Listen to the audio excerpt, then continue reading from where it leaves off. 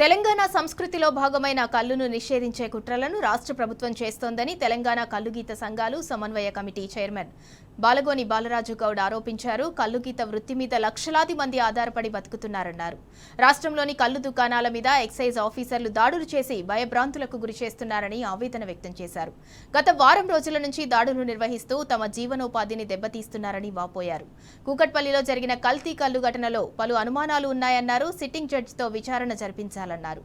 Liquor అమ్మకాలు పెంచేందుకే కల్లుగీత వృత్తి పట్ల ప్రభుత్వం దుష్ప్రచారం చేస్తోందని మండిపడ్డారు.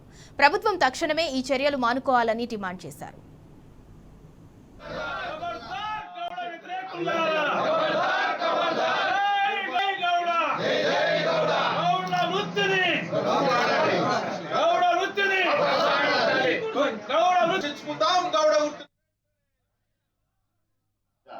జరిగిన దాడిని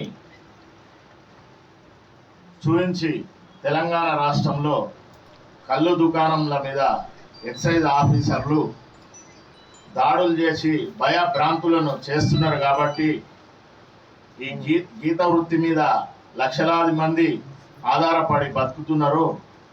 ఆ బతుకుదెరువునంతా మేము భారత్ జోడో యాత్రలో రాహుల్ గాంధీని కలిసి రాష్ట్రంలో ఉన్న గౌడ్లందరం కూడా కాంగ్రెస్ పార్టీకి మద్దతు తెలిపినాము. గాంధీ భవన్కి వెళ్ళి కూడా అక్కడ మా 5 డిమాండ్లతోనే మేము శ్రీధర్ బాబు గారికి, మల్లు రవి గారితో వెళ్ళి మా గౌడ సంఘాల అధ్యక్షులందరూ మరి సొసైటీ అధ్యక్షులు కూడా మేము మేనిఫెస్టోలో పెట్టించినాము. ఎందుకంటే మా గీత వృత్తే జీవనాధారం కాబట్టి ఇన్ని లక్షల మందిని మద్దతు చేసి మేము సపోర్ట్ చేసినాం కాంగ్రెస్ పార్టీకి. ఈరోజు కుకుట్పల్లిలో జరిగింది. అక్కడ కాంగ్రెస్ పార్టీ కౌన్సిలరు మరియు కాంగ్రెస్ పార్టీలో 30 సంవత్సరాల నుంచి ఉన్న సీనియర్ నాయకులు, కాంగ్రెస్ పార్టీ వాళ్ళు మరియు అక్కడ ఉన్న రాజకీయ నాయకులు, 2 ఎమ్మెల్యేలు, ఒక ఆయనేమో పార్టీ మారిన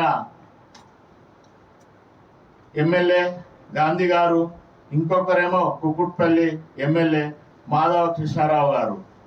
వీళ్ళందరికీ ఏదో గొడవ ఉంటే ఈయన కూన సత్యం గారు ఎమ్మెల్యే సీట్ అడిగిండనే ఉద్దేశంతో మొత్తము ఒక్కరిని తప్పుగా చూపించి తెలంగాణ రాష్ట్రంలో ఉన్న గౌడులందరినీ కూడా రోడ్డు మీద తెచ్చే పరిస్థితి చేసి భయభ్రాంతులను చేసి గత వారం రోజుల నుంచి దాడులు నిర్వహిస్తూ మా జీవనోపాధిని పోగొడుతున్నారు. కాబట్టి మా సంఘాల అధ్యక్షులందరూ కూడా కలిసి మేము ఇక్కడ మీడియా సమావేశం ఏర్పరచుకున్నాము.